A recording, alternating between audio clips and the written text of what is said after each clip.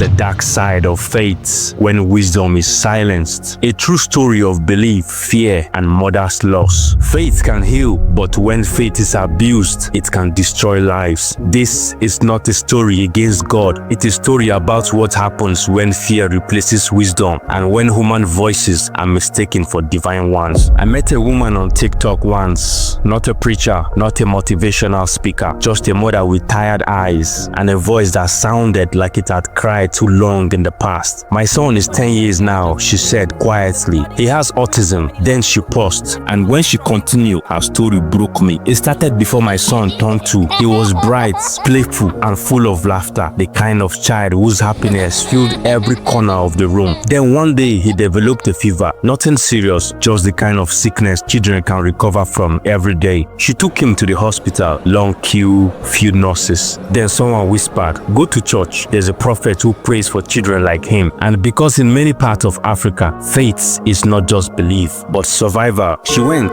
the prophet and the child. The prophet smiled when he saw the boy. "This child has a great destiny," he said. "The enemy wants to destroy it, but God will use me." When you are scared, hope sounded like truth. She handed him her baby. He lifted the boy, turned him upside down, and began to shout prayers, shaking him violently, and the crowd clapped and cried amen. She believed God was working until her son went still, until his small body began to convulse, until his eyes rolled back and foam gathered in his mouth. She screamed. "Do not fear," the prophet said. "The demon is leaving." But it wasn't a demon. By the time she reached the hospital, the doctor told her the truth: severe brain injury. That night, her son stopped being the child she knew. From that day on, he lived behind invincible walls, silent, withdrawal, trapped inside a body that no longer obeyed him. Her husband couldn't live with the pain. He blamed her, called her foolish, and then he left. A mother's burden. For 10 years, she carried this alone, feeding him, bathing him, holding him through long nights filled with screams or worse, silence. Sometimes she dreams he speaks again, call her mama like he used to. She often wakes up crying because dreams are the only place he is still whole. She no longer wears makeup. She said, "It feels wrong to look beautiful when your son is bleeding." She still believes in God, but she no longer believes in a man who claim absolute authority over him. When faith becomes fear, faith itself is not the problem. Many churches heal, many pastors serve with sincerity and love, but when faith is driven by fear instead of wisdom, it becomes very dangerous. When people stop seeking God and start worshiping middlemen, when questioning becomes rebellion, when obedience replaces conscience. Some people are told their sickness is spiritual.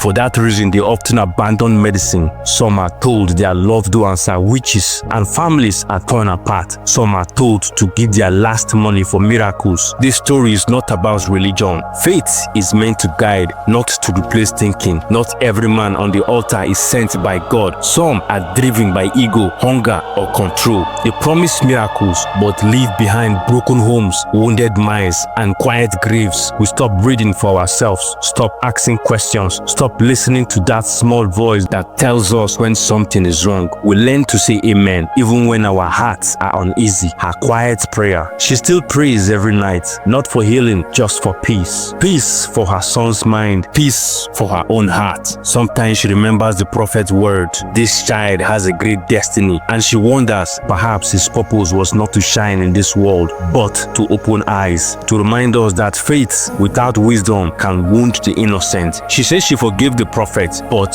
she will never forget the day trust broke the child. The message: this is not a call to abandon religion or abandon God. It's a call to walk with wisdom, believe, pray, have faith, but also learn, ask questions, seek medical help when needed, because true faith does not demand the surrender of your mind. Not every man of God speaks for God. Some are just men. True faith should never leave you broken. It should never destroy what it claims to protect. Thank you so much for listening to my podcast. I hope you enjoyed it. Please like, share, and subscribe. My name is Stanley Chooks, aka Advance, aka Pink, the Fine Boy.